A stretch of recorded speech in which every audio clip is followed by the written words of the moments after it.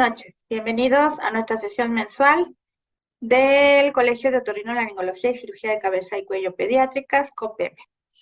Debo decirles que en COPEME, en el mes de septiembre, pues lo vamos a dedicar porque hemos tenido varias actividades y vamos a seguir teniendo actividades relacionadas con la rhinosinusitis crónica pediátrica.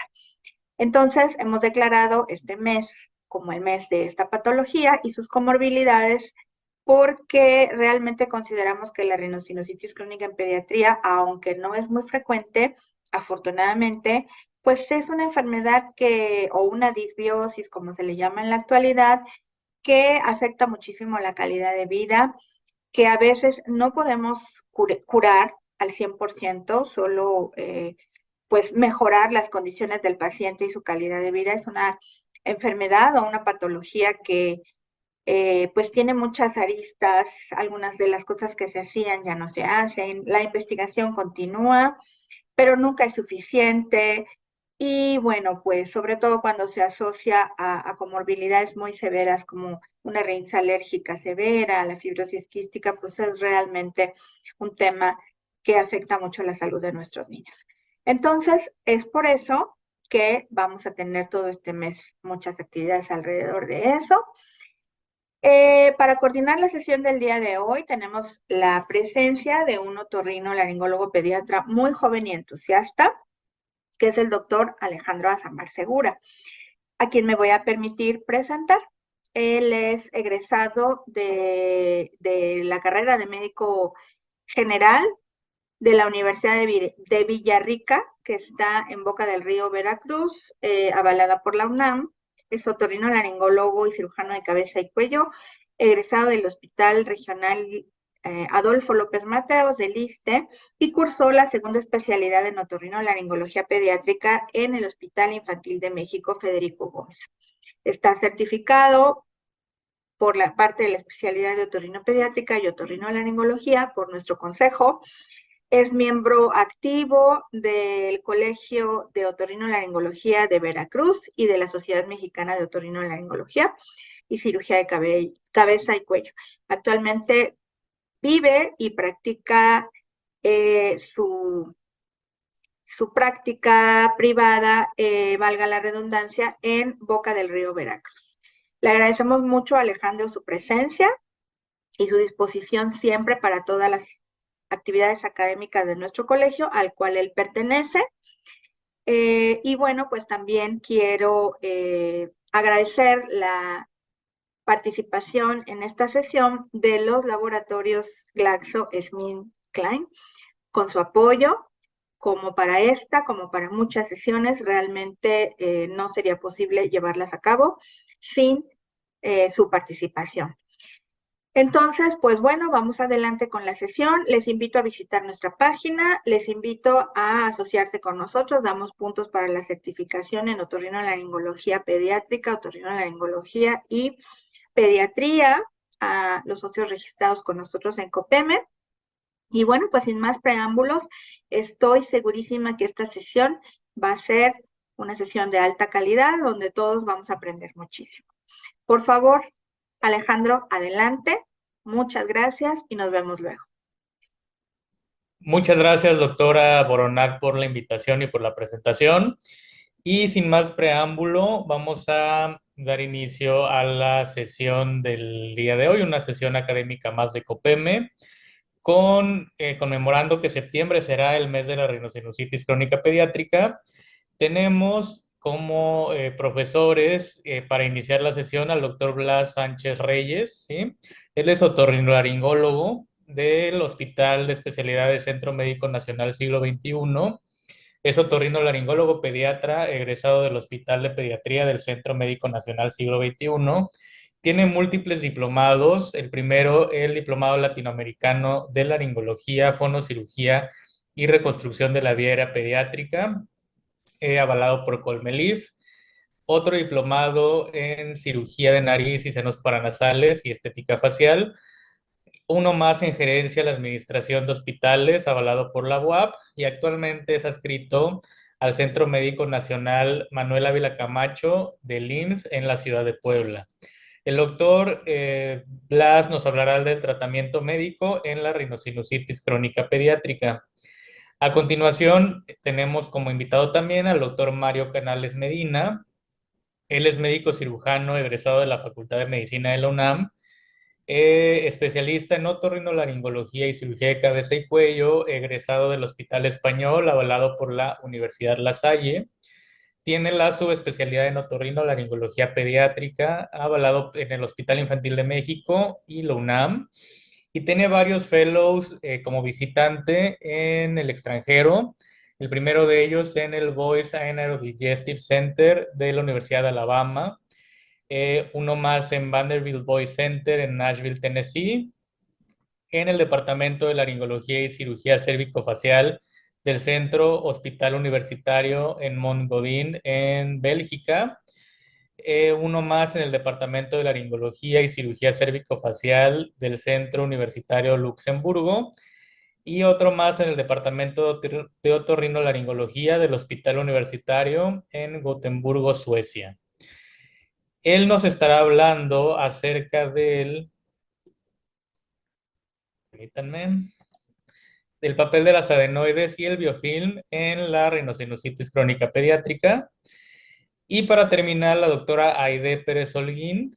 Ella es médico cirujano egresada de la UNAM con mención honorífica, especialista en otorrinolaringología en los años de 1998 al 2002, egresada de la UMAE, Hospital de Especialidades Centro Médico Nacional Siglo XXI. Es subespecialista en otorrinolaringología pediátrica del 2002 al 2004, egresada de la UMAE de Hospital de Pediatría Centro Médico Nacional Siglo XXI. Tiene una maestría en Ciencias de la Salud en el Instituto Politécnico Nacional. Es profesor de pregrado en la materia de otorrinolaringología en la Universidad de Anáhuac. Es asesora de 12 tesis de posgrado para obtención de título de otorrinolaringología y cirugía de cabeza y cuello. Es sinodal en examen de posgrado para obtención de título en otorrinolaringología pediátrica y actualmente es médico adscrito al servicio de otorrinolaringología de la UMAE, Hospital de Especialidades, Centro Médico Nacional Siglo XXI. La doctora nos estará hablando de las complicaciones en rinosinusitis pediátrica. Y al finalizar la sesión, recuerden que nos veremos para la sesión de preguntas. Eso ya será con nuestros ponentes. Y pues sin más preámbulos, damos inicio a la sesión de esta noche. Eh, Vamos a platicar sobre el tratamiento médico en rinosinusitis crónica pediátrica y para ello es importante entender la fisiopatología de la rinosinusitis crónica pediátrica. En el caso del paciente pediátrico es importante considerar que nacemos solo con los senos maxilares y los senos etmoidales neumatizados o se neumatizan al nacimiento prácticamente, aunque son pequeños ya existen, de tal forma que cualquier bebé puede tener una rinosinusitis. Para muchos autores es importante la edad de 13 años porque a los 13 años prácticamente el paciente pediátrico se comienza a comportar como adulto, es decir, ya los senos frontales que iniciaron su crecimiento y la formación de sus esbozos alrededor de los 8 años, a los 12, 13 años ya están neumatizados casi como los del adulto y los senos esfenoidales más o menos igual. Claro que varía de un individuo a otro, sin embargo estos 13 años bueno, son importantes para tratar a este paciente de alguna forma como niño o como adulto, ¿no? Dentro de la fisiopatología, al igual que en el adulto, existen tres puntos claves, tres condiciones importantes. Una, pues, es el tamaño de los ostia. El tamaño de los ostia es importante, o la permeabilidad más bien de los ostia es algo que puede afectar o que afecta o desenlaza o tiene que ver en la fisiopatología de la rinosinusitis crónica. El otro es el movimiento ciliar, el movimiento mucociliar, el abatimiento ciliar, que se ve modificado o se ve alterado por algunos agentes inflamatorios, como son los virus o como son las bacterias, que son a veces citotóxicos, y que hacen que se enlentezca este movimiento ciliar y que entonces las secreciones se estanquen. Y la otra es la calidad de las secreciones. Las secreciones infectadas, pues obviamente van a desplazarse de manera mucho más lenta, van a ser más pesadas y esto va a hacer que pueda convertirse una sinusitis aguda bacteriana en una sinusitis crónica, ¿no? Decíamos que es importante el tamaño de los ostios en el paciente pediátrico, porque obviamente un ostium pequeño, pues se va a obstruir con mucha más facilidad. Recordemos que la rinitis alérgica, por ejemplo, que se manifiesta en la mayoría de los pacientes alrededor de los 6 años en la edad escolar, bueno, pues es a veces un detonante de que se inflamen estos orificios y que se obstruyan, ¿no? Las variantes anatómicas, al igual que en el adulto, también pueden formar parte importante de los factores predisponentes de la sinusitis. Y aquí, a diferencia del adulto, los adenoides juegan un papel muy, muy importante, ya que ellos pueden guardar biopelícula o biofilm y entonces perpetuar la sinusitis que inicialmente podría haber sido una rinosinusitis viral, convertirse en una sinusitis bacteriana y una bacteriana crónica. Pero no abundaré mucho sobre esto porque el doctor Mario Canales en la siguiente presentación va a platicarnos sobre el papel de estos adenoides en la sinusitis crónica.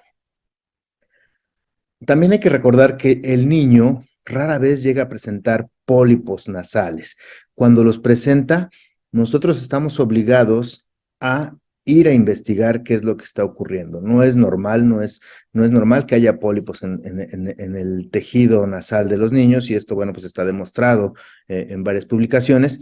Y también se cree que cuando nosotros encontramos poliposis nasal, bueno, pues tenemos que descartar la presencia de fibrosis quística y obviamente esto lo hacemos con diversos estudios, desde genéticos, etcétera, pero el más común pues es electrolitos en sudor, ¿no? El aumento de los cloruros en sudor, bueno, pues nos hace el diagnóstico de una fibrosis quística que estamos obligados a investigar cuando tenemos pólipos. Recordemos que la poliposis nasal, pues la vamos a encontrar siempre de manera bilateral. Lo que sí es bastante común, bueno, no bastante común, pero sí más común, por lo menos más común que en el adulto, es la presencia del pólipo antroconal. El pólipo antroconal, aquí vemos una imagen característica de una tomografía con un pólipo antroconal, con una densidad homogénea que ocupa el seno maxilar y la fosa nasal y obviamente la cuana, si es que hiciéramos cortes posteriores, en donde vamos a observar este tipo de tejido en la endoscopía, pero bueno, esta imagen característica la vamos a encontrar y esa sí es bastante común en el paciente pediátrico, por lo menos más que en el adulto, pero es unilateral y bueno, es una entidad completamente diferente a la poliposis, a la rinosinusitis crónica con pólipos, ¿no? Que es la que vamos a encontrar en la fibrosis quística y que es la que nos obliga, porque a veces es la única manifestación de una fibrosis quística, nos obliga a investigar o a descartar esta patología. En cuanto a la bacteriología, bueno, aquí hay inconsistencia en la literatura. Algunos autores todavía consideran que el Streptococcus pneumoniae, la Haemophilus influenza y la Moraxella catarrhalis, que son bacterias que afectan a la sinusitis bacteriana aguda, pues son todavía los que encontramos en la crónica. Sin embargo, la mayoría de los autores, sobre todo en las últimas fechas, consideran que son polibacterias las que afectan en la sinusitis crónica, dentro de ellos el estreptococo, el estafilococo aureus es uno también de los más comunes que encontramos, entre otras, o sea, son polibacterias, no es como en la aguda, que son los clásicos que dan igual en la otitis media, ¿no? Y a veces se llegan a encontrar organismos anaeróbicos. Pero aquí hay una característica, sobre todo en la crónica, hay una característica que se ha encontrado tanto en el adulto como en el niño, como lo vemos aquí. San Clemen y colegas demostraron la presencia de biopelícula o biofilm en el 80% de muestras quirúrgicas de los senos paranasales obtenidas bueno, obviamente en la cirugía, ¿no? Las muestras de mucosa de estos senos paranasales encontraron que había biopelícula y lo que ocurre pues es que hay una invasión de las bacterias, después hay una colonización, una formación de esta biopelícula y a través de esta biopelícula bien formada que incluso tiene intersticios con agua y que es una matriz de polisacáridos que protege a las bacterias de los antibióticos y que hace que sobrevivan, pues tienen ahí unas verdaderas colonias, grandes colonias de bacterias que son difíciles de quitar simplemente con antibióticos en esquemas cortos, ¿no? Entonces para eso tenemos que valorar todo el tratamiento completo y es muchas veces la falla del tratamiento cuando no se da completo. Hay que considerar también que existen comorbilidades que pueden ayudar a que no haya una mejoría o a que haya falla en el tratamiento y que haya sinusitis recalcitrante, ¿no? Las comorbilidades más comunes que encontramos, pues es la rinitis alérgica que nos causa inflamación y que decíamos que es rara encontrarla en el paciente preescolar, pero sí en el paciente escolar. El asma, el reflujo gastroesofágico también lo podemos encontrar, discinesias ciliares primarias como síndrome de Cartagena, o inmunodeficiencias selectivas comunes o inmunodeficiencia selectiva de IgA, por ejemplo, es relativamente frecuente encontrarlas en aquellos pacientes donde no hay mejoría con los tratamientos. Entonces, tenemos que ir a investigar sobre alguna situación de estas. La fibrosis quística que ya habíamos mencionado, sobre todo cuando encontramos poliposis nasal, y la desnutrición, sobre todo en pacientes bueno, pues tienen una bajo nivel socioeconómico. Bueno, pues encontramos muchas veces que la desnutrición no ayuda a que haya una mejoría. Y bueno, lo que ocurre es que ocurre un ciclo vicioso en la sinusitis. Hay algunos de estos factores que habíamos platicado: crecimiento de adenoides, biopelícula en los adenoides, inflamación por alergia o infecciones virales que hacen que haya un edema de la mucosa y una sobreproducción de moco. Hay una obstrucción entonces del complejo osteomiatal y esta obstrucción, bueno, pues va a ser el detonante, va a hacer que se queden estancadas las secreciones, va a hacer que disminuya la producción de óxido nítrico y entonces que haya un crecimiento bacteriano en el seno paranasal y entonces ocurre una rinosinusitis aguda que a su vez va a producir edema de la mucosa y sobreproducción de moco. Esto nos va a llevar de nuevo a una obstrucción crónica del complejo osteomiatal y un decremento de la aireación y opacificación de estos mismos senos y una rinosinusitis crónica es lo que nos va a quedar, que obviamente va a superar las 12 semanas. Esa es la definición de la sinusitis crónica, una sinusitis que supera las 12 semanas de evolución. Y entonces va a haber una disminución del aclaramiento mucociliar y la formación, decíamos, de la biopelícula, que nos va a llevar de nuevo a edema de la mucosa y a la sobreproducción de moco. Y entonces va a estar agudizándose o reagudizándose el cuadro y va a formarse este ciclo que nos va a llevar a más de las 12 semanas. Y bueno, ya para entrar en el tratamiento, muchas veces hablamos o van a encontrar ustedes en la literatura que se habla de un tratamiento médico máximo antes de llegar al procedimiento quirúrgico o de una terapia médica máxima. Y si bien no está bien definido entre los autores cómo es el tratamiento médico máximo, sí debemos de entender que es un tratamiento o un máximo esfuerzo que tenemos que hacer como médicos, como clínicos, para evitar llegar a la cirugía. Y estos regímenes generalmente incluyen una combinación de antibióticos orales, esteroides intranasales, antihistamínicos en el caso de ser necesario, vamos a ver más adelante cuándo, o irrigaciones con solución salina, pero sin dejar de lado las comorbilidades que decíamos. Muchas veces damos el tratamiento, pero no valoramos que hay algunas comorbilidades que pueden ser causa de que no haya una mejoría importante, por ejemplo, la desnutrición, ¿no? Es algo que a veces no consideramos. Entonces tenemos que ver aquí al paciente como parte del tratamiento médico máximo, ver al paciente de manera integral, no nada más pensar en que son unos senos paranasales y una nariz lo que estamos tratando, sino que estamos tratando a un paciente de tal forma que hay que verlo con todas sus posibles comorbilidades que pueda presentar para que podamos tener una mejoría. Y bueno, yo considero en el tratamiento de la rinosinusitis, y bueno, muchos autores también, que hay tres pilares en el tratamiento, y uno de ellos es los antibióticos. Aunque bien a menudo encontramos en la literatura que no hay una diferencia significativa en el uso o no de los antibióticos para el tratamiento de la sinusitis crónica, muchos autores consideran que sí, con base en el tratamiento de la sinusitis aguda que se maneja con antibióticos, pues sí puede tener un efecto benéfico y vamos a revisarlo. Este es un recorte de una publicación de la Enciclopedia Médica Científica, no muy viejita, es del 2021. Y bueno, en ella dice que los niños con rinosinusitis crónica reciben múltiples antibioticoterapias con una pequeña mejoría nada más. Por lo tanto, que la antibioticoterapia no es una buena solución y que la mayoría de los profesionales, por lo menos en Europa, que es donde hacen esta Enciclopedia Médica Científica, bueno, pues que no es la solución tratarlos con antibiótico y que dice que cuando se deben de tratar, por lo menos en Francia es lo que hacen, utilizan amoxicilina 7 a 10 días como el tratamiento a las agudizaciones básicamente de la rinosinusitis crónica. y que a largo plazo, bueno, pues podrían utilizar macrólidos, sobre todo cuando hay discinesia ciliar primaria, ¿no? Bueno, eso es lo que dicen ellos. Igual otras literaturas también van a encontrar ustedes eventualmente que el antibiótico no es necesario para el tratamiento de la rinosinusitis crónica. Sin embargo, aunque la evidencia que respalda el uso de antibióticos es limitada y se encuentran pocos estudios bien diseñados en la literatura a pesar de su uso generalizado, bueno, pues vamos a ver que sí se pueden utilizar, que sí se utilizan y que por lo menos en el paciente pediátrico sí está recomendado el uso de antibióticos.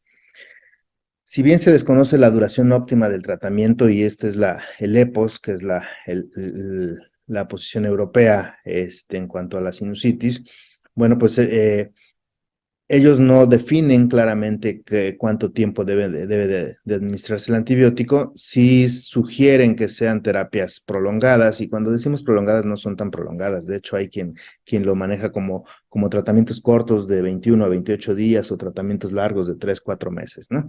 Entonces, aquí sugiere la Academia Americana de Otorrinolaringología, pues abogan por ciclos de tratamiento prolongados, al igual que el EPOS, y ellos sí son muy claros, y ellos dicen que sí hay diferencia significativa, por lo menos en el último consenso, fue en el 2014, bueno, dicen ellos que sí, 20 días de tratamiento, es decir, 3 semanas, 21 días, sí es superior a 10 días de tratamiento en los resultados, ¿no?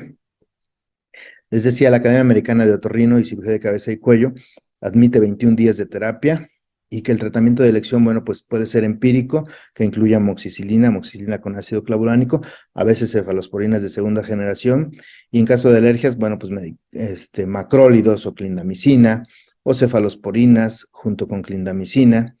Y hay un reporte, sobre todo en la ASPO, que es la Asociación Americana de Otorrinolaringología Pediátrica, en donde hicieron por teléfono una encuesta y les hablaron a los otorrinos pediatras de Estados Unidos, y el 90-95% de ellos aceptaron que daban 21 días de tratamiento como mínimo para la sinusitis crónica pediátrica, 21 días de antibiótico. En un reciente estudio, no es tan reciente, es del 2017, pero bueno, los autores concluyen que, a diferencia de los adultos, el paciente pediátrico sí debe de tratarse con antibióticos, y sí hay diferencia significativa, y dentro de los antibióticos que ellos sugieren, bueno, pues es la amoxicilina con ácido clavulánico, o la amoxicilina o el cefdimir, entre otros. También pueden utilizarse, en caso de que ya se hayan utilizado estos, cefalosporinas de segunda generación, e incluso hay literatura que dice que pueden utilizarse quinolonas, ¿no? En cuanto a las quinolonas, bueno, pues ya sabemos que anteriormente, bueno, pues no las utilizábamos por el tema de la artropatía que podía producir, pero ahora en casos muy seleccionados donde no hay una buena evolución o una buena respuesta a tratamiento, puede utilizarse el tratamiento con levofloxacino.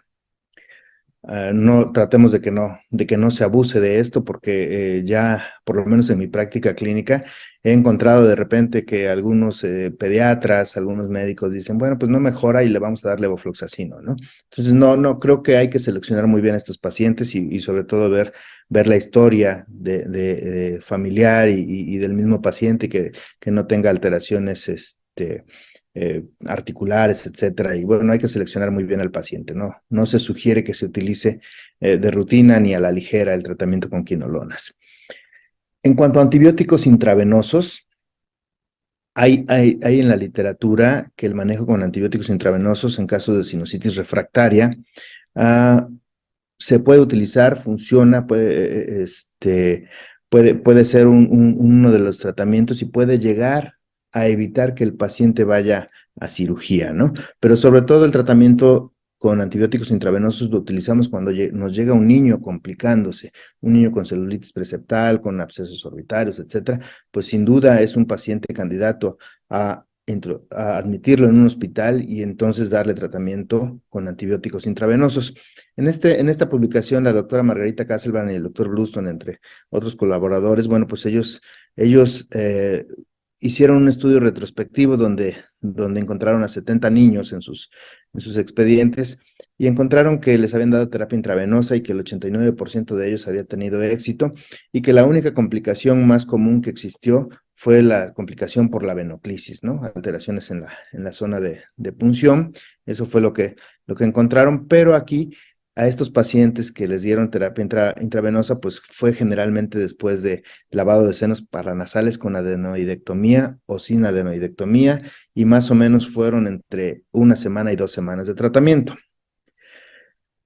En otra publicación un poco más reciente, bueno, en esta le dieron tratamiento a 22 niños con sinusitis refractaria, tratamiento con antibiótico terapia IV. También fueron sometidos a lavado de senos paranasales, algunos con adenoidectomía y otros sin adenoidectomía. Y estos antibióticos intravenosos fueron dirigidos por cultivo que obtuvieron en la misma cirugía y fue un promedio de 5 semanas. O sea, fue un tratamiento más prolongado con los antibióticos intravenosos. Y ellos encontraron a los 12 meses de haber tenido este evento, que el 77% de ellos, de los niños que habían sido tratados, no les había regresado la sinusitis, es decir, que habían tenido una resolución al año del tratamiento. Otro de los pilares son los esteroides intranasales. Los esteroides intranasales, como sabemos, han sido utilizados en los pacientes con rhinosinusitis crónica adultos y sabemos que son seguros y que son efectivos. Hay muchas publicaciones que hablan de los esteroides y de la buena evolución que tienen las mucosas de los pacientes, las mucosas nasales de los pacientes que utilizan esteroides y que no hay ninguna atrofia de la mucosa y que no hay ninguna alteración en el eje hipotálamo y hipófisis glándulas suprarrenales porque la biodisponibilidad que tienen los esteroides intranasales pues es extremadamente baja, ¿no? Y también hay estudios que demuestran que son efectivos y que son seguros en niños con rinitis alérgica. En pacientes con sinusitis no hay muchos estudios, básicamente encontré uno, es un estudio del 2013 donde hubo 127 niños en este estudio con rhinosinusitis crónica y con poliposis nasal, y los autores dicen que sí hay mejoría, que son seguros, pero que su estudio no tuvo el poder estadístico para evaluar claramente los resultados. Entonces, realmente literatura fuerte, seria, que demuestre que los esteroides intranasales, por lo menos en la rhinosinusitis crónica, no existe. Pero con base en que en los pacientes con rinitis alérgica es segura y en los adultos funciona, pues se utiliza obviamente como uno de los pilares del tratamiento de la rhinosinusitis crónica pediátrica. Esteroides sistémicos. ¿Qué hay de los esteroides sistémicos? Bueno, pues eso también está demostrado que sí funcionan, que sí sirven en este artículo en especial, que es un artículo del 2011, con 48 niños que les administraron antibiótico y que les administraron metilprednisolona durante 10 días a 1 miligramo por kilogramo de peso por día, sin pasar de 40 miligramos en total. Bueno, pues y fueron a los 10 días comenzaron a hacer reducción de esta prednisona y hicieron un esquema de reducción. Fue un estudio comparativo, doble ciego, controlado, aleatorizado, tanto en niños como en adolescentes. Bueno, pues encontraron que había una mejoría importante en el primer grupo, es decir, el grupo que les dieron antibiótico y esteroide sistémico. En el segundo grupo, que nada más le dieron antibiótico, la respuesta no fue tan buena. Entonces ellos concluyen y se concluye que los esteroides sistémicos se pueden utilizar en la sinusitis crónica pediátrica, pero no es no deben de utilizarse de rutina, deben de dejarse para algunos casos donde no haya una mejoría importante por los efectos colaterales que puedan tener los esteroides sistémicos, ¿no? Que sí son muchos. Bueno, en especial en este artículo que les acabo de mencionar, lo único que hubo de efectos colaterales es pues, que los pacientes tuvieron más apetito y que subieron de peso. Eso es lo único que está reportado. Y el tercer pilar del tratamiento de la rhinosinusitis crónica pediátrica, pues lo consideramos las soluciones salinas. Hay suficiente evidencia científica que demuestra la eficacia y la seguridad de las soluciones salinas para lavados nasales. Y también hay evidencia que dice que no hay diferencia significativa entre soluciones salinas hipertónicas e isotónicas. Creemos que el cloruro de sodio ayuda a que la bomba de sodio y potasio mejore la función de las células, mejore la función ciliar y entonces haya un lavado aparte del efecto mecánico que ocurre, bueno, pues haya un mejor abatimiento ciliar y que el moco fluye con mayor facilidad, ¿no? E incluso hay estudios donde se han comparado las soluciones salinas con descongestionantes tópicos y el resultado prácticamente es el mismo. con la diferencia de que no hay un efecto paradójico como los descongestionantes tópicos, ¿no? Que debemos de limitar su uso a 7 a 10 días máximo. El último consenso de la Academia Americana de Otorrinolaringología y Cirugía de Cabeza y Cuello recomienda que irrigaciones diarias con solución salina son efectivas y son seguras para tratar la sinusitis crónica. En una revisión Cochrane donde de 8 estudios, 3 de estos fueron con pacientes pediátricos, concluye que estas irrigaciones con solución salinas son benéficas también para el tratamiento de la rhinosinusitis crónica y que son seguras. Ahora, hay algunas soluciones salinas de alto volumen y de baja presión, ¿no? Como los que últimamente hemos visto que por ahí algún laboratorio los está promocionando mucho. Funcionan bien, a veces lo difícil es que el paciente tolere estos lavados nasales, pero bueno, pues llega un momento en que se acostumbran y que les funciona muy bien. Entonces, si el niño lo tolera, bueno, se pueden hacer y si no, podemos utilizar soluciones, ya sea preparadas en casa o soluciones comerciales, que hay un sinfín de marcas comerciales que nos pueden ayudar a mejorar el flujo mucociliar y que nos pueden ayudar con el tratamiento de la sinusitis y además son descongestionantes. Lo que sí también está demostrado y de repente van a encontrar por ahí literatura que dicen que sí hay diferencia, la mayoría de los autores coinciden que no hay diferencia si utilizamos la solución salina sola o la utilizamos con algún antibiótico. Entonces, en este estudio hicieron solución salina con gentamicina diluida e hicieron lavados y pusieron solución salina sola y la verdad es que no encontraron diferencias significativas. Hay varias publicaciones al respecto. La mayoría de los autores, les insisto, coinciden en que no vale la pena ponerle antibiótico a la solución porque no hay diferencia significativa entre ponerle y no ponerle antibiótico a la solución. Entonces esto también está demostrado en la mayoría de los estudios. ¿Podemos utilizar otras terapias coadyuvantes? Sí, se justifica, lo podemos utilizar, por ejemplo, antihistamínicos. ¿En qué casos vamos a utilizar antihistamínicos? Sí y solo si el paciente tiene historia de rinitis alérgica y la rinitis alérgica está siendo una comorbilidad importante en la presentación de esta sinusitis, al igual que los inhibidores de leucotrienos. Cuando tenemos casos de agudizaciones, podemos utilizar analgésicos antiinflamatorios no esteroideos, también podemos utilizarlos, sobre todo para las molestias muy agudas, ¿no?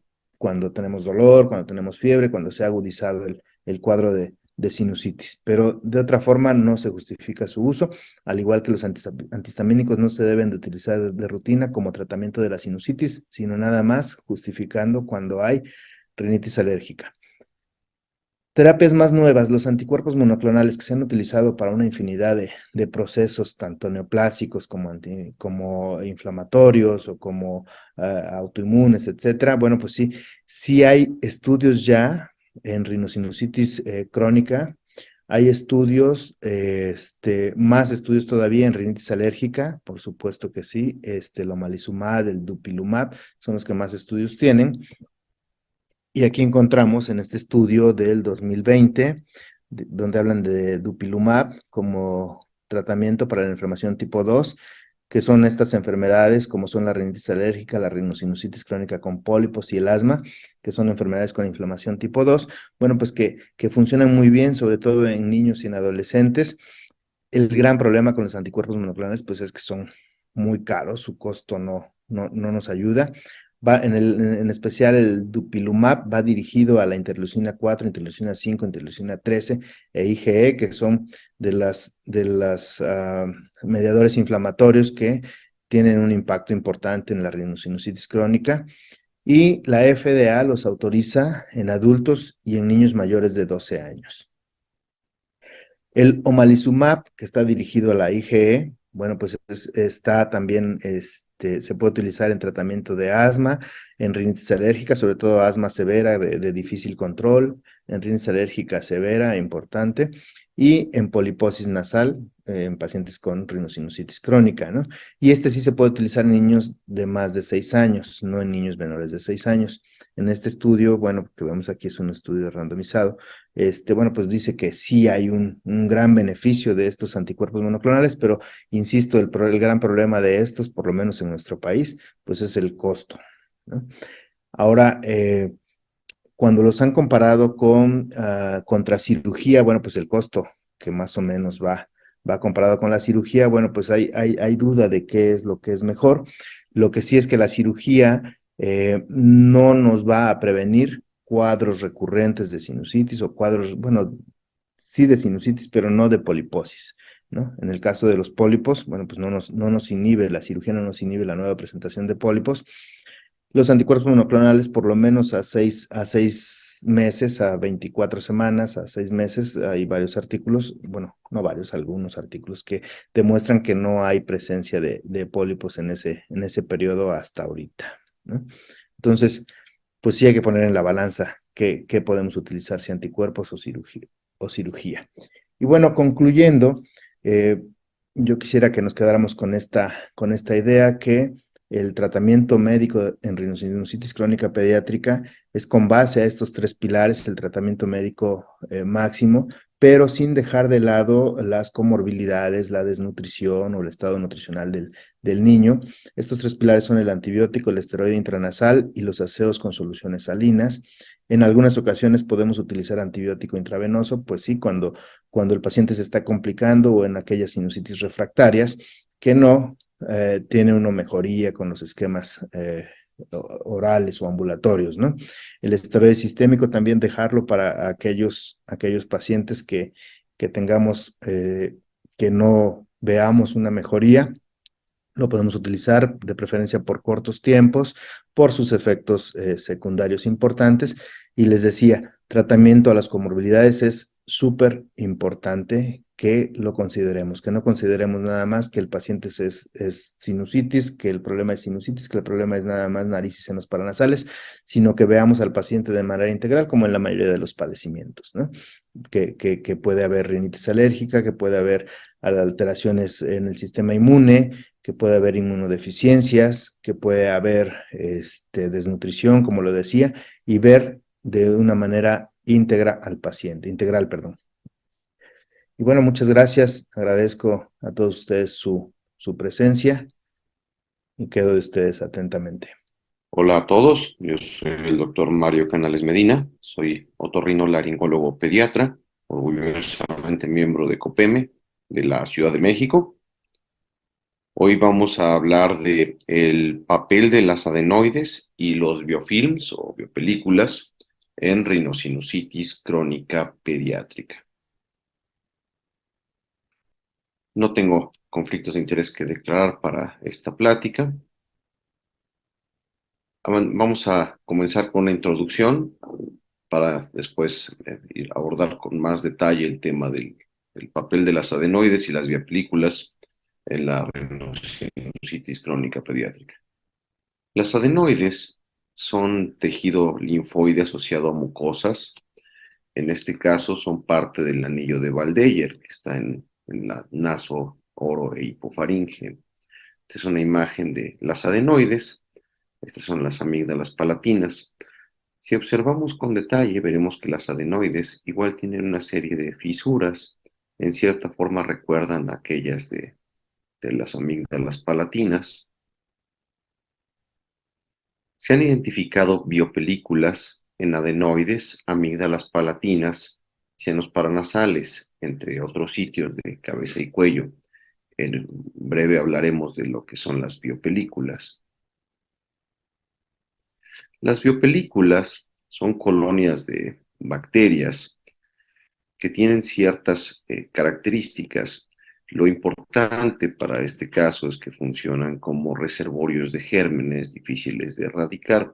Estas son tomadas de una fuente muy al alcance de todos. Esta es una colonia de Staphylococcus aureus con su matriz de proteínas. Hay 5 etapas propuestas para la formación de biopelículas: adhesión inicial, adhesión irreversible, maduración 1, maduración 2 y dispersión. Una vez formada y la biopelícula, la colonia de bacterias, es capaz de liberar en forma continua bacterias como un reservorio de gérmenes.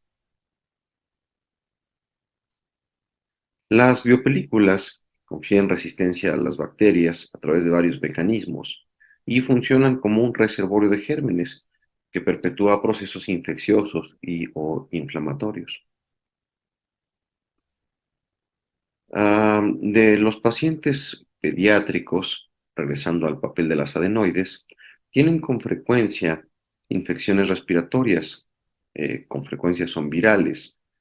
De estas infecciones respiratorias agudas, 5 a 13% progresan a sinusitis aguda bacteriana y un porcentaje de estas progresan a sinusitis crónica pediátrica.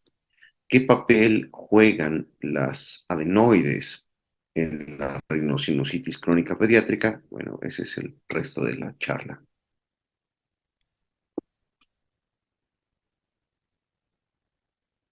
Dentro de los factores que contribuyen a la rinosinusitis crónica pediátrica están, como ya decíamos, las adenoides, que tienen un impacto significativo en rinosinusitis crónica pediátrica en menores de 13 años. No es clara esta asociación en pacientes de 14 años o más. Las alteraciones en el aclaramiento mucociliar es otro factor que contribuye a rinosinusitis crónica pediátrica. Las anormalidades anatómicas en los senos paranasales. Si bien el tema de hoy es el papel de las adenoides, bueno, son otros dos factores que es necesario mencionar. El papel de las adenoides en rinosinusitis crónica pediátrica y en otitis media es semejante, con una fisiopatología de hecho semejante, asociada tanto al papel tanto a las biopelículas como en cierta forma a la obstrucción mecánica que produce un círculo vicioso. En un estudio en 410 menores de 14 años sometidos a adenoidectomía, se obtuvo un aislamiento de bacterias de 79.3%.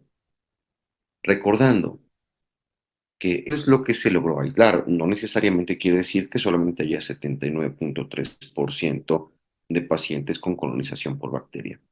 Pero bueno, en este caso se obtuvo esta tasa de aislamiento y los gérmenes que se identificaron fueron, en primer lugar, Haemophilus influenza, con 28.5%, Streptococcus pneumoniae, con 2.7%, Streptococcus pyogenes, con 21%, y Staphylococcus aureus, con 21.6%. De forma interesante, el aislamiento de bacterias correlacionó con el grado de sinusitis en forma significativa.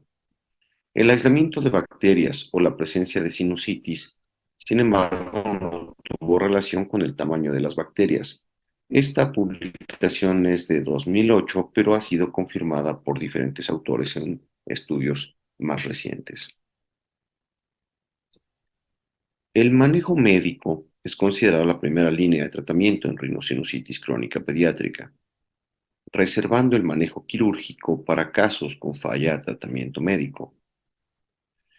Debido al entendimiento del papel de las adenoides en rinosinusitis crónica pediátrica, la adenoidectomía con o sin irrigación del seno maxilar o de otros procedimientos añadidos es el manejo quirúrgico más frecuente reportado por los miembros de la Sociedad Americana de Rinología, ARS por sus siglas en inglés, y de la Sociedad Americana de Otorrinolaringología Pediátrica, ASPO por sus siglas en inglés.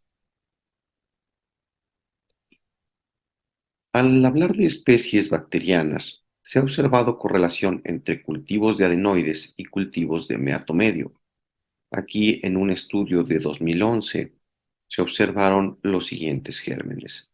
En adenoides, el más común fue Staphylococcus coagulasa negativa, seguido de Staphylococcus aureus, Streptococcus pneumoniae, Haemophilus influenza y Streptococcus grupo A de Lancefield. Estos gérmenes, en forma muy interesante, correlacionaron, aunque no en los porcentajes exactos, sí en porcentajes semejantes, por lo menos en algunos casos, entre los obtenidos del meato medio y los obtenidos de adenoides.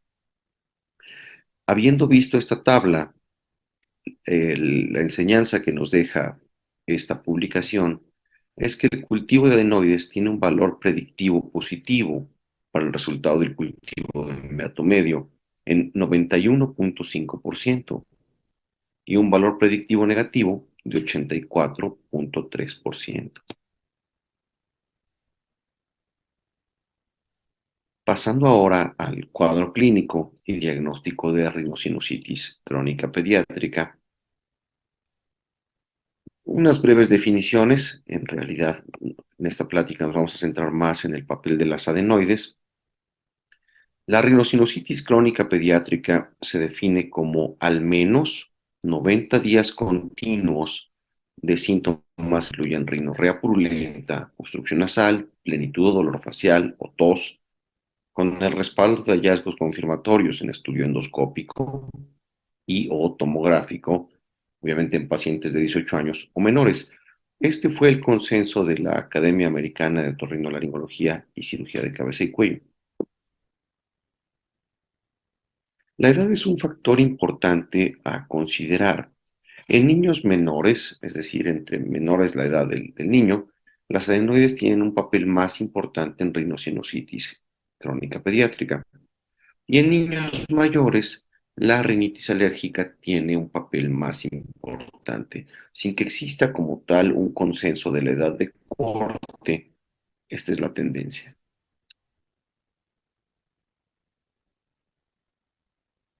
Para el diagnóstico y planeación quirúrgica en rinosinusitis crónica pediátrica, la tomografía computada sin contraste es el estándar de oro.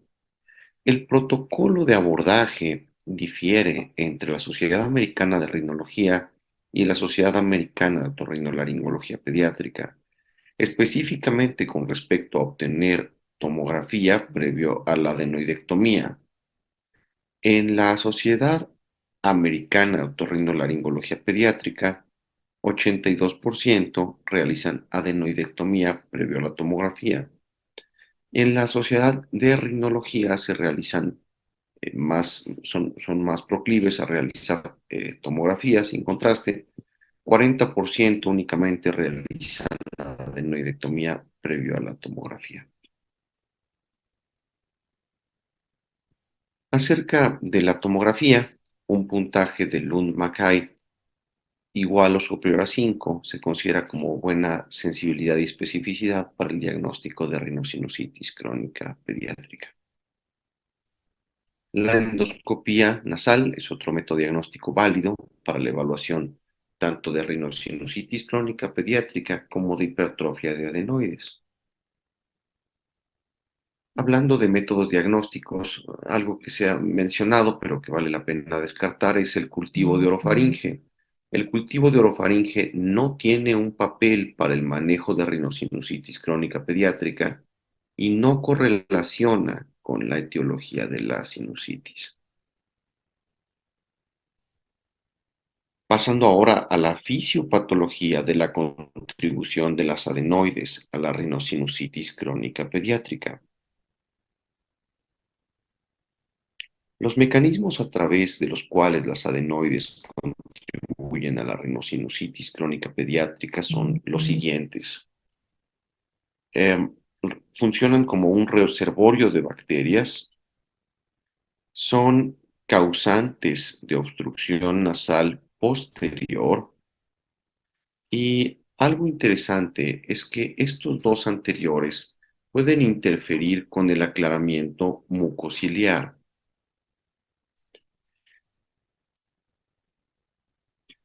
La nasofaringe y las adenoides también, por ende, tienen un epitelio ciliado, es decir, un epitelio respiratorio. Podría ocurrir metaplasia y daño a los cilios como consecuencia de una inflamación crónica y o de la inflamación recurrente. Esta es una teoría de cómo la hipertrofia de adenoides podría producir o contribuir a la rinosinusitis. La hipertrofia de adenoides produciría una obstrucción nasal posterior. Si bien esto es un poco dudoso porque varios autores han fallado en encontrar que el tamaño de las adenoides correlacione con sinusitis o con la severidad de la sinusitis. Pero bueno, es una teoría que la obstrucción nasal posterior podría a su vez favorecer el estancamiento de secreciones. que a su vez favorecería la colonización por bacterias, que a su vez favorecería la inflamación de la mucosa con la subsecuente disfunción de aclaramiento mucociliar, que a su vez la inflamación produciría mayor hipertrofia de adenoides y se comenzaría un círculo vicioso. Al realizar adenoidectomía ocurren dos situaciones que favorecerían la curación de la rinosinusitis crónica. Por un lado, se rompe el círculo vicioso al liberar la obstrucción nasal posterior.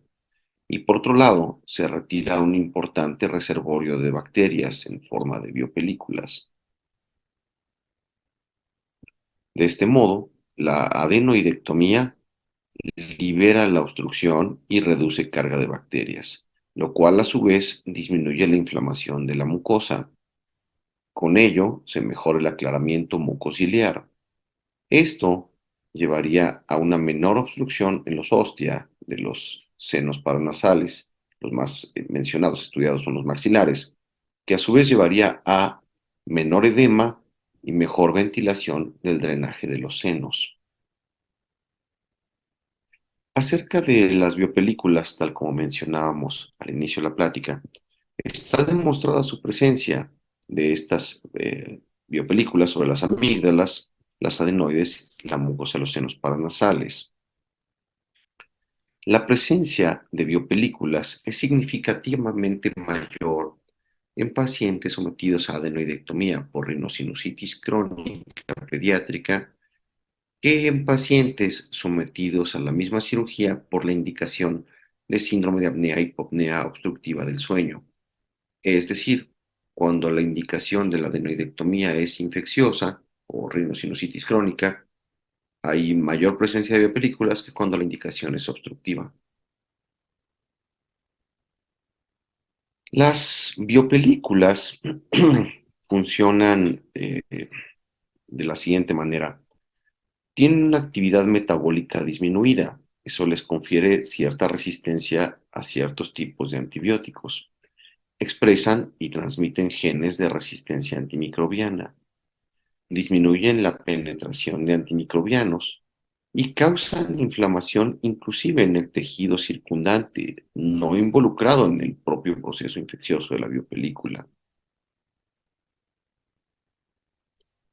Las bacterias más comunes encontradas en adenoides, en general en forma de biopelícula, en forma interesante, tal como mencionábamos, son similares a las encontradas en rinosinusitis crónica.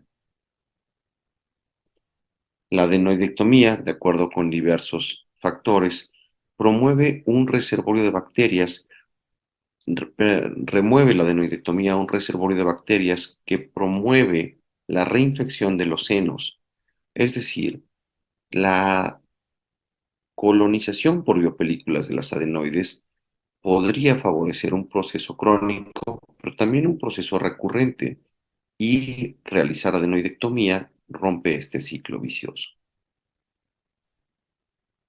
Las adenoides están cubiertas con epitelio respiratorio, por lo tanto secretan IgA, que participa en la protección local contra la colonización de bacterias. Se ha observado que existe disminución en secreción local de IgA, tanto en pacientes con otitis media como en pacientes con rinosinusitis crónica pediátrica, en forma conjunta o en forma aislada. Esto es algo que se ha observado en estos casos. Lo que no es claro es si la disminución de la IgA es intrínseca, es decir, los pacientes ya lo tenían, o si es secundaria a la inflamación persistente o recurrente de la mucosa.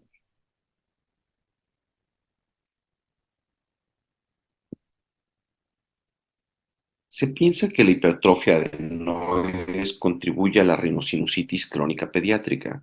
Sin embargo, tal como mencionábamos hace un momento, con los estudios disponibles no se ha observado correlación entre el tamaño de los adenoides y la presencia o severidad de rinosinusitis crónica pediátrica, ni midiendo el tamaño de las adenoides por evidencia radiológica, ni por volumen, ni por peso. nada de esos parámetros ha correlacionado con la presencia o severidad de rinosinusitis crónica pediátrica. Mencionando a Helicobacter pylori, solo vale la pena mencionarlo. Hubo una hipótesis en la cual se comentó que la rinosinusitis crónica pediátrica podría estar asociada a Helicobacter pylori. Sin embargo, nunca se demostró su presencia en forma consistente en adenoides o en senos paranasales en casos de rinosinusitis. Entonces, fue solo una teoría. Pasamos ahora a la parte de tratamiento, que dividimos en tratamiento médico, que es el de primera elección, y tratamiento quirúrgico para falla de tratamiento médico. Estén o no implicadas las adenoides, el tratamiento médico siempre será la primera elección en rinosinusitis crónica pediátrica. La duración y combinación que deben considerarse como tratamiento médico máximo son aún controversiales. Hay un consenso de que debe de ser primera elección tratamiento médico. Hay un consenso de que debe de agotarse el tratamiento médico máximo. Sin embargo, no hay un consenso de qué quiere decir aquello del tratamiento médico máximo. Estos son las modalidades que han sido mencionadas como tratamiento médico. Lavados con soluciones salinas, esteroides nasales, de los cuales el más estudiado ha sido el furoato de mometasona. Se han mencionado antihistamínicos, especialmente en casos asociados con rinitis alérgica, antileucotrienos y antibióticos. A pesar de falla en el consenso, de acuerdo con la Academia Americana de Otorrinolaringología y Cirugía de Cabeza y Cuello, se recomiendan mínimo 10 días. Nadie ha logrado un consenso acerca de cuánto sería el tratamiento médico máximo con antibióticos, pero el único consenso al que se ha llegado es que son mínimo 10 días. Bueno, habiendo agotado el tratamiento médico máximo, lo que sea que ello quiera decir, siendo controversial el punto del tratamiento médico máximo, habiendo agotado ese punto, es necesario pasar a tratamiento quirúrgico. Tratamiento quirúrgico está reservado para falla de tratamiento médico máximo, que sería objeto de toda una charla, cuál es el tratamiento médico máximo en rinosinusitis crónica pediátrica. Pero bueno, del consenso al que se llegue, habiendo fallado el tratamiento médico máximo que cada quien use de acuerdo a la evidencia en la que se base, pasamos al tratamiento quirúrgico. En el tratamiento quirúrgico, la primera línea es la adenoidectomía, toda vez que la adenoidectomía sola resuelve 70% de los casos de rinosinusitis crónica pediátrica. La amigdalectomía no tiene papel en el manejo de la rinosinusitis crónica pediátrica. Algunos autores reportan tasas mayores de curación, inclusive de hasta 87% de resolución de rinosinusitis crónica pediátrica, cuando se realizan procedimientos adicionales a la adenoidectomía en el mismo tiempo quirúrgico, tales como irrigación del seno maxilar, que es el más mencionado, o sinuplastia con balón. Sin embargo, otros autores han encontrado que el éxito de la adenoidectomía no se incrementa significativamente con procedimientos adicionales a la adenoidectomía sola. Es decir, es un punto controversial si la adenoidectomía debería realizarse en forma aislada o con procedimientos adicionales en los senos paranasales. Las adenoides podrían jugar un papel también en el desarrollo de sinusitis esfenoidal aislada, especialmente en población pediátrica, tal como se observó en esta publicación, en la cual la mayoría de los pacientes con sinusitis esfenoidal aislada eran población pediátrica, especialmente consistente con la literatura previa que nos menciona que las adenoides tienen un mayor papel en sinusitis en menores de 14 años. En este grupo de pacientes de sinusitis esfenoidal aislada, especialmente en población pediátrica, se concluyó que la adenoidectomía por sí misma, sin otro procedimiento, podría ser resolutiva.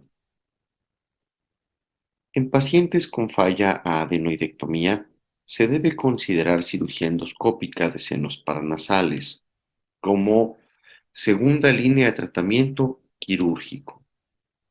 No hay ninguna evidencia que indique que la cirugía endoscópica de senos paranasales en población pediátrica ocasione alteraciones del crecimiento facial.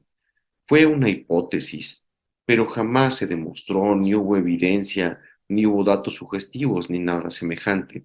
Por lo tanto, es apropiada la cirugía endoscópica de senos paranasales a cualquier edad. Esto una vez agotadas las otras opciones, que son tratamiento médico máximo y adenoidectomía.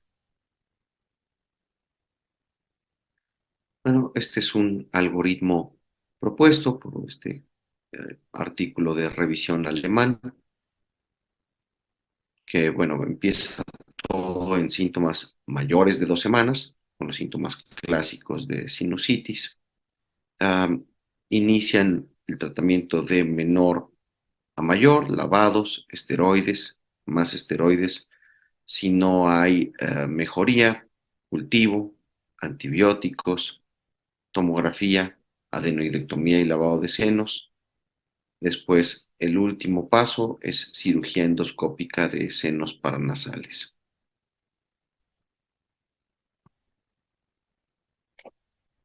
En caso de falla a tratamiento quirúrgico, incluyendo cirugía endoscópica de senos paranasales, debe buscarse intencionadamente patología concomitante,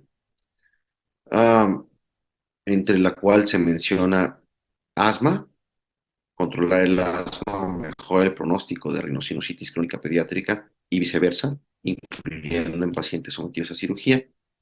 Cuando todo eso falla, debe investigarse y en su caso tratarse fibrosis quística, alergias, discinesia primaria de cilios e inmunodeficiencias.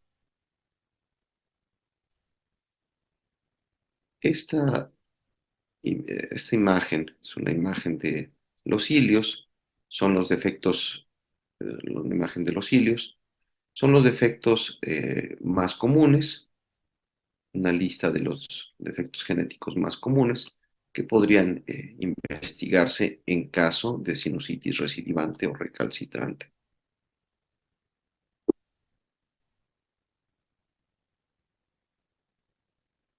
Y ya para terminar con esta plática, de manera de conclusiones, bueno, la primera, las adenoides tienen un papel más importante en la rinosinusitis crónica pediátrica en menores de 13 años.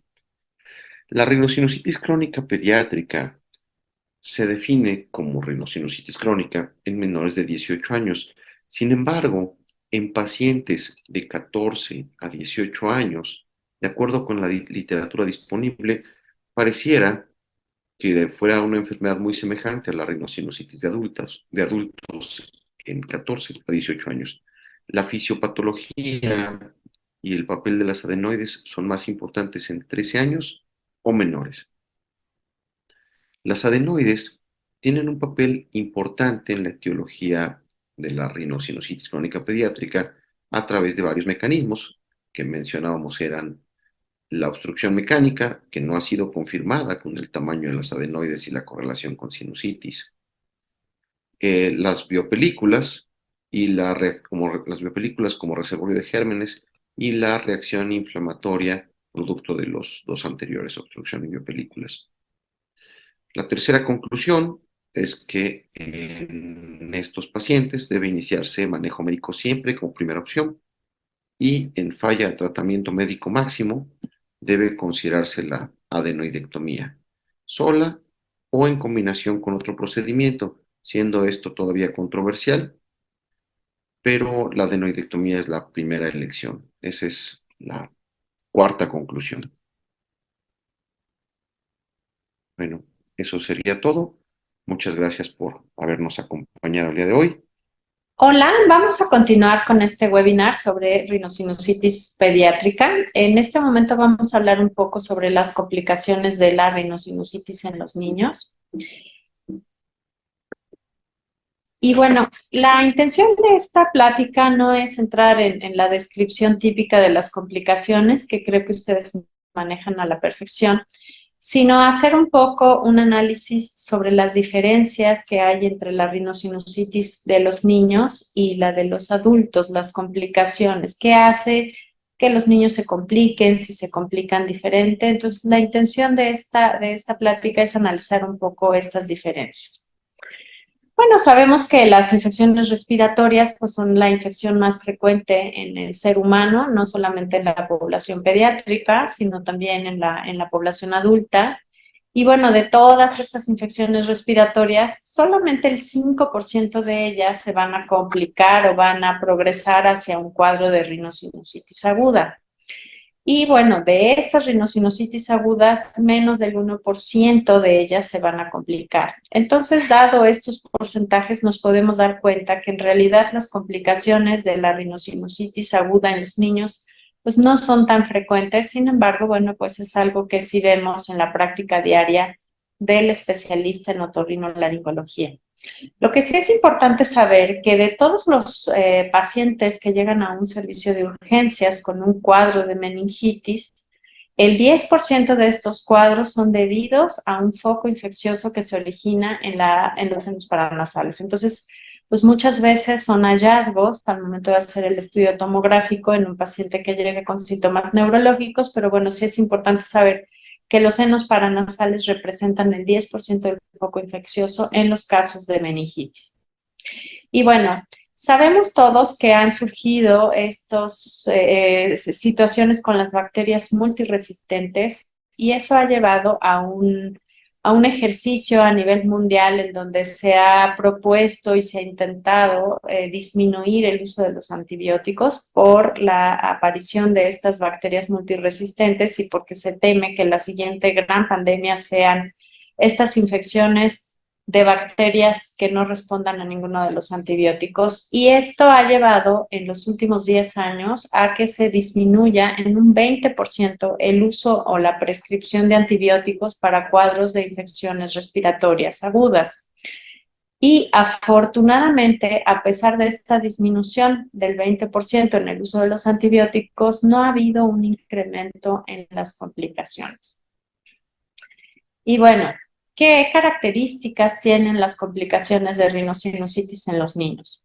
Un punto importante que sí se ha visto y se ha demostrado en múltiples estudios es que estas infecciones o estas complicaciones de la rinosinusitis son más frecuentes en varones. No ha sido muy claro o científicamente muy bien demostrado, pero al parecer el género femenino tiene una mejor respuesta inmune y al parecer esto protege a las niñas de estas complicaciones de la rinosinusitis aguda. Ahora, otra cosa importante, como todos ustedes saben, uno de los gérmenes que más frecuentemente se relacionaba con las complicaciones es el neumococo y Haemophilus influenza. Sin embargo, con la inclusión de las vacunas que protegen contra la infección de neumococo y de Haemophilus, pues ha habido una modificación en la evolución de estas complicaciones. Y lo que sí se ha visto es que con esta vacunación, la edad en la que se presentan estas complicaciones es un poco mayor. ¿Y por qué se cree que pasa esto? Porque el esquema de vacunación sobre todo contra neumococos, se da en los primeros meses de vida. Entonces, al parecer, en la primera etapa o muy reciente a la aplicación de la vacuna, pues la protección es más vigente, digamos, y entonces las complicaciones aparecen en etapas un poco más tardías, cuando el efecto de la vacuna pudiera haber disminuido un poco. Y los niños que desarrollan complicaciones en etapas muy tempranas, más pegados hacia la aplicación de la vacuna, pues desarrollan o llegan a los servicios de urgencias en etapas más iniciales utilizando la clasificación de Chandler. Pero bueno, entonces ya vimos que al parecer los antibióticos no tienen tanta relación con las complicaciones. Entonces, pues, ¿cuáles son en realidad los factores de riesgo o qué es lo que hace que un niño se complique? Pues en realidad hasta hoy día no se ha podido demostrar mucho. Les pongo aquí 2 citas de estudios que se han hecho para buscar factores de riesgo que desencadenen estas complicaciones. Algunos habían planteado la opción de que estas variantes anatómicas, tal vez una celilla de Haller, tal vez una concha bulosa, pudieran favorecer la obstrucción de los senos paranasales y condicionar sinusitis, cosa que sí pasa, pero lo que no condicionan en mayor frecuencia son las complicaciones.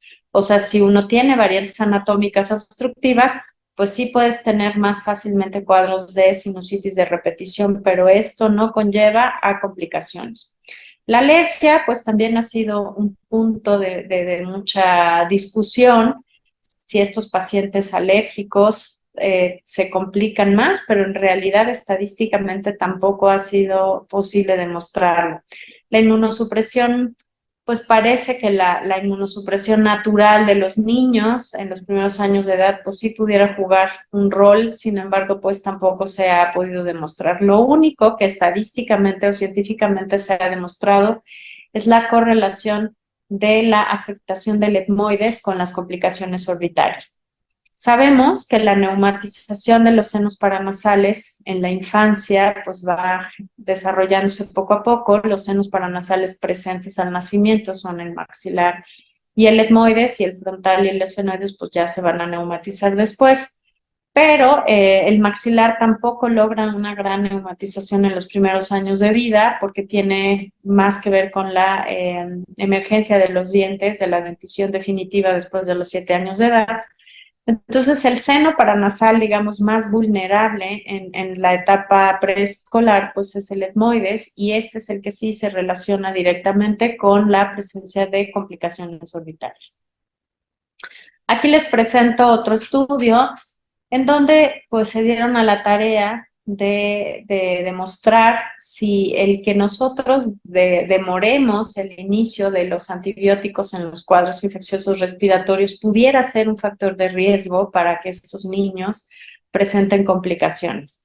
Y así como ha pasado en muchos estudios que se hicieron con relación a otitis media, sobre todo en comunidades europeas, en donde se demostró que el uso de los antibióticos no modificaba mucho la evolución natural de la enfermedad, bueno, pues aquí parece algo similar. Es decir, el inicio tardío de los antibióticos no ha demostrado ser un factor de riesgo para que los niños desarrollen complicaciones, por lo cual podemos concluir que el que un niño desarrolle una complicación de rinosinusitis aguda, pues es finalmente algo multifactorial.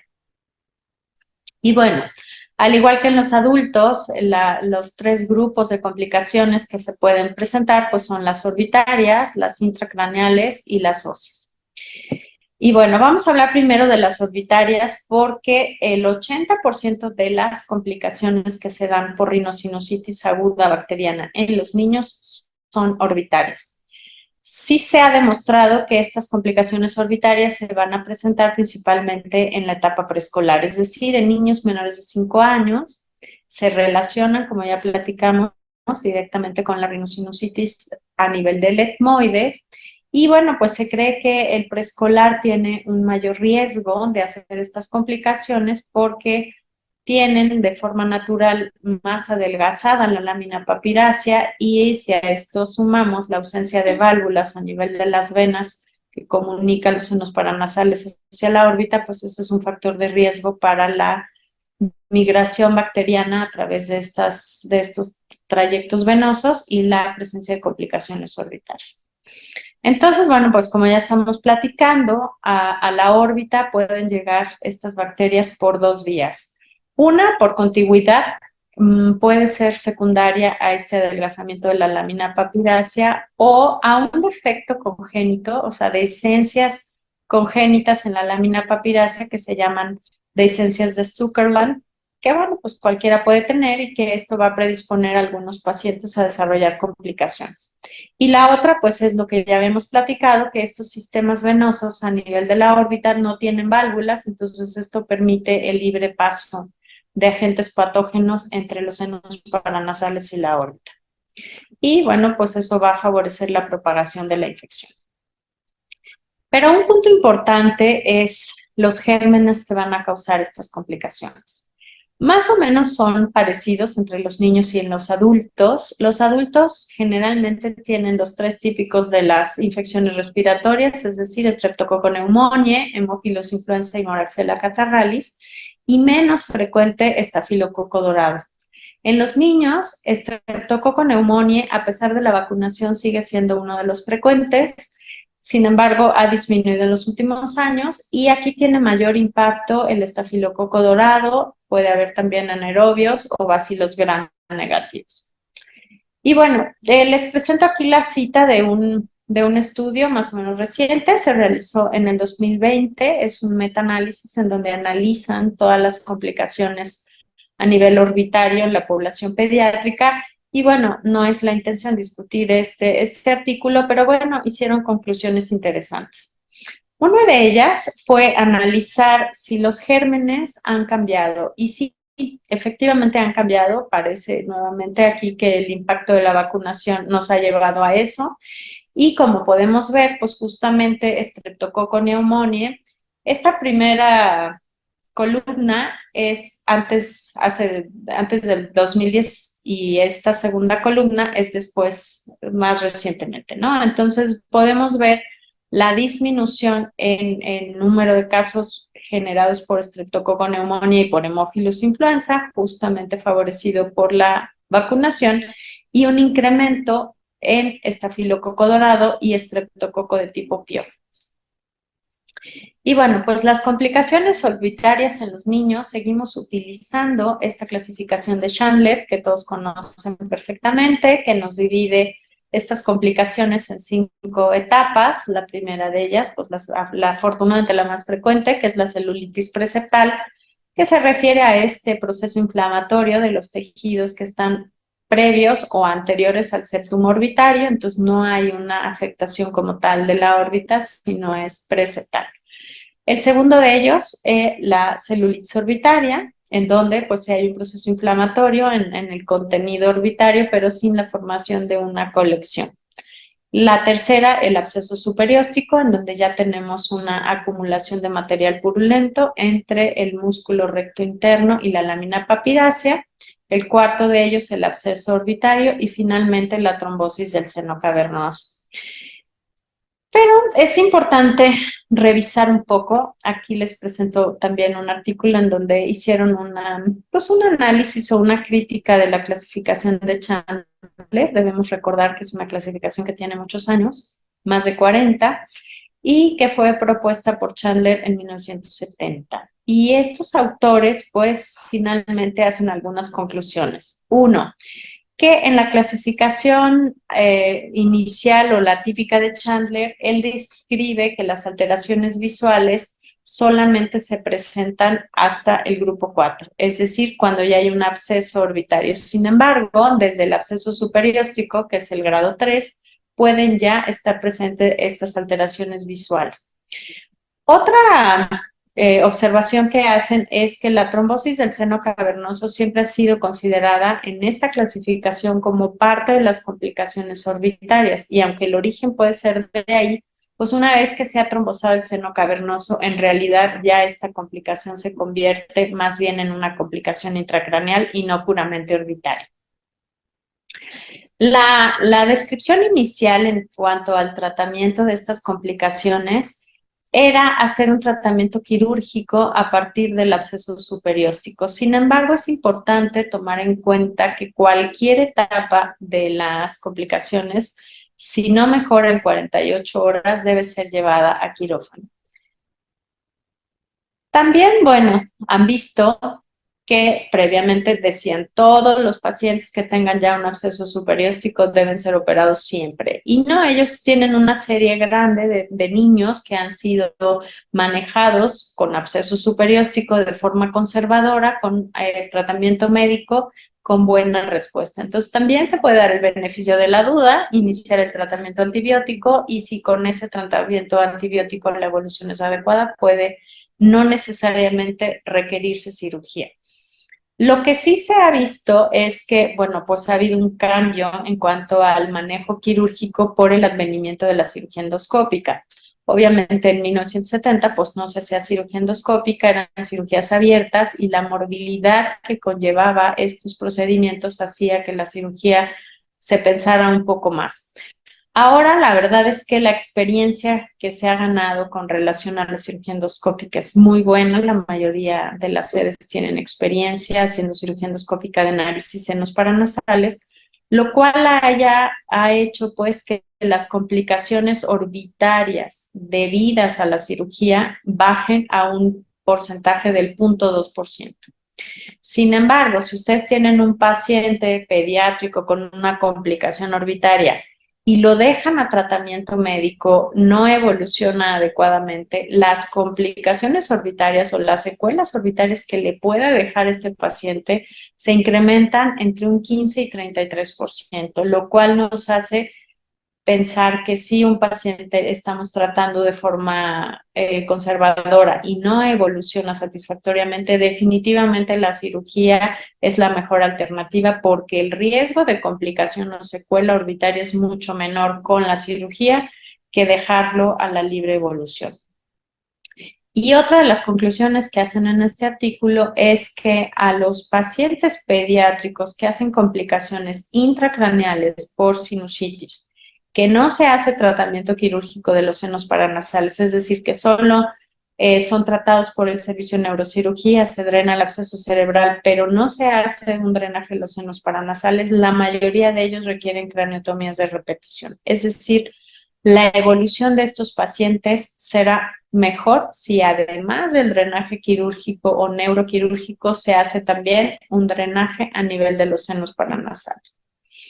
Les quiero presentar este caso clínico. Nos llegó al hospital de pediatría, es una paciente femenina de 5 años de edad, llega al servicio de urgencias con aumento palpebral del lado derecho, los movimientos oculares conservados, la agudeza visual conservada, fue diagnosticada como una celulitis preseptal, se dio tratamiento antibiótico ambulatorio con adecuada evolución. Esta es la tomografía de control, en donde vimos que se resolvió perfectamente la sinusitis y también el aumento de volumen a nivel orbital. Sin embargo, 3 meses después nos llega esta misma paciente en estas condiciones. De momento inicial, al verla sin mayor exploración física, pues pensamos en un absceso orbitario como una complicación. Sin embargo, esta paciente se le realizó un estudio de imagen, tanto tomográfico como una resonancia magnética, y pues encontramos una tumoración en la fosa nasal del lado derecho, lo cual después se confirmó era un linfoma. Entonces, no es la evolución típica de las complicaciones, pero estos pacientes pediátricos que puedan estar teniendo complicaciones de repetición a veces pueden ser la manifestación o el debut de algo más, como en el caso de esta niña, que fue un linfoma. Vemos aquí cómo está metida la lesión incluso a la órbita, hay una ocupación completa de la cavidad nasal del lado izquierdo, del seno maxilar, de las celdillas etmoidales, y se hizo una resonancia en donde vemos igualmente la ocupación pues hizo intensa de toda la fosa nasal derecha, el seno maxilar derecho con una zona aquí aparentemente de necrosis y la infiltración hacia la órbita. Y bueno, ya platicamos un poco de las particularidades de las complicaciones orbitarias, ahora vamos a hablar de las complicaciones intracraneales. Pues son las mismas que en los adultos. Estos niños pueden complicarse con meningitis, pueden hacer abscesos epidurales, subdurales o intracerebrales. Pero, como ya vimos, a diferencia de las complicaciones orbitarias que están originadas principalmente a nivel del etmoides, las complicaciones cerebrales se relacionan con la sinusitis a nivel del seno frontal. También debido a la ausencia de válvulas entre las venas que cruzan la diploe o la capa ósea de la tabla posterior del seno frontal y que se van a comunicar hacia la cavidad intracraneal. Al igual que las complicaciones orbitarias son más frecuentes en los hombres y se presentan en una edad más avanzada, o sea, las orbitarias son muy frecuentes en la etapa preescolar y las cerebrales en la adolescencia. Pues se cree que esto es debido obviamente a que se relacionan con la sinusitis frontal. Los niños más pequeños no tienen neumatizado el seno frontal, por lo cual no es una sinusitis que les dé, y a los adolescentes sí. Nuevamente, los varones tienen una mayor incidencia, más o menos 65-70% hombres versus mujeres. Y bueno, ¿cómo llegan estas bacterias a nivel intracerebral? Pues ya sea por vía hematógena, justamente por trombosis séptica o por extensión directa.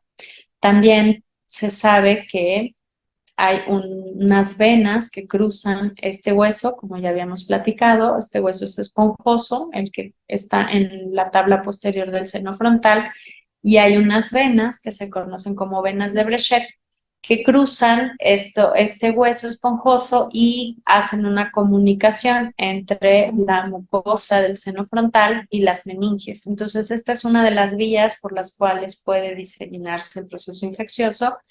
Y aunque no es muy claro, pues también se cree que la sinusitis frontal puede ir generando necrosis de esta tabla posterior, y si hay ciertas zonas previamente de dehiscencia o debilidad del hueso, pues va a haber una extensión y van a pasar a la cavidad craneal.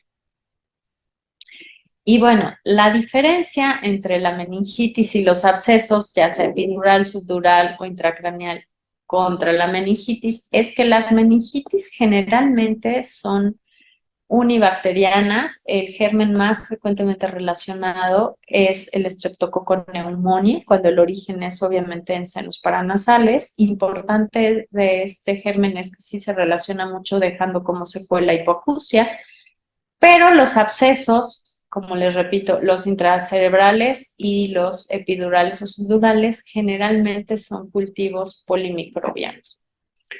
El 54% de estos abscesos van a tener una flora mixta. Estos gérmenes son los más frecuentes. El Streptococcus miliaris es el más común en la mayoría de las series, pero también puede haber estafilococo dorado, Propinebacterium, Fusobacterium, incluso anaerobios, aunque los anaerobios no son comunes.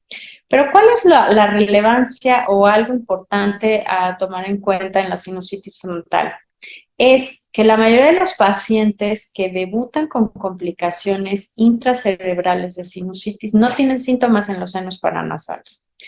Van a llegar a los servicios de urgencia con cefalea, fiebre, náusea y vómito, la mayoría de ellos. Algunos pueden tener ya síntomas específicos neurológicos, focalización, cambios en la conducta, crisis convulsivas, pero lo importante es que no se sospecha, porque la mayoría de estos pacientes no siguen como el cuadro típico, es decir, un cuadro de infección de vías aéreas superiores y luego todos los síntomas de sinusitis y después se complican, ¿no? O sea, pueden estar desde el punto de vista respiratorio completamente asintomáticos y debutan con cefalea, fiebre, náusea y vómito, y algunos de ellos con los demás síntomas neurológicos. Y es un estudio de imagen donde se dan cuenta pues que el foco infeccioso nace en los senos paranasales.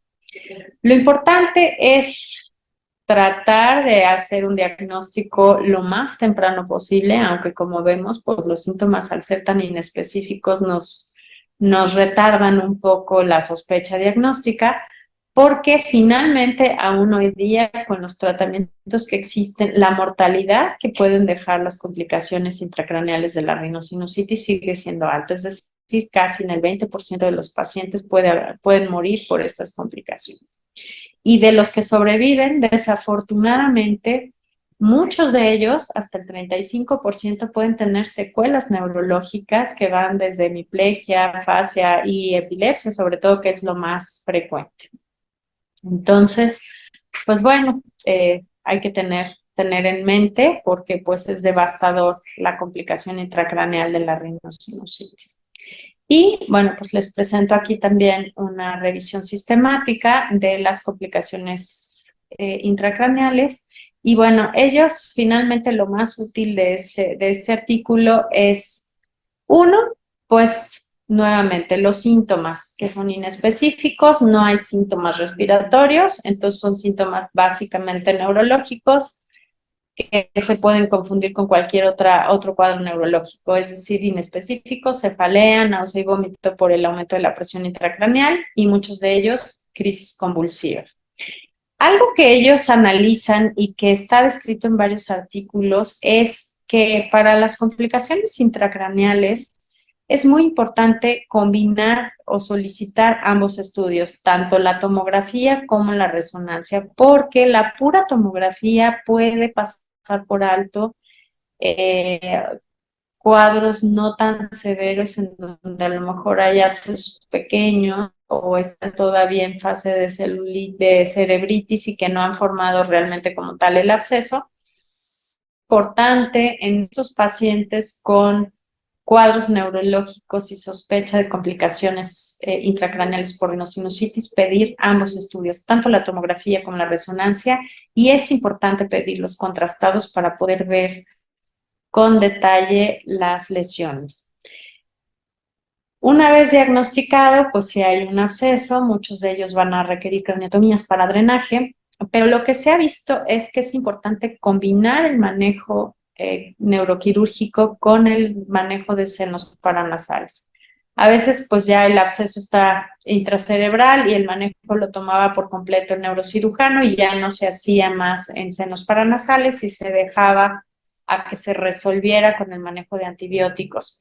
Sin embargo, se ha visto que estos pacientes en donde no se hace una cirugía funcional de senos paranasales para mejorar el drenaje, muchos de ellos van a requerir una segunda o una tercera craniotomía para nuevamente hacer drenajes por recurrencia de la patología. Entonces, es muy importante que se realicen ambos procedimientos para mejorar el pronóstico y estos pacientes pues requieren antibióticos de amplio espectro y pues manejo hospitalario. El seguimiento es muy importante para descartar recidiva de la patología. Muchos de ellos requieren que se haga nuevamente tomografía o resonancia.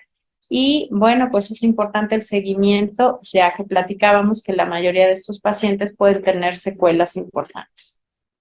Les presento aquí unos estudios de imagen en donde vemos 3 casos distintos de pacientes que nos han llegado al servicio con complicaciones intracerebrales de senos paranasales. Los gérmenes que aislamos en estos casos, en los 3, fueron una combinación de ambos, de estos 3 gérmenes, Streptococcus pneumoniae, Haemophilus influenza y Estafilococo dorado, que como hemos visto, pues son más frecuentes en los adultos, no tanto en los niños, pero bueno, pues estos son adolescentes que en realidad se comportan ya un poco más como adultos que como niños.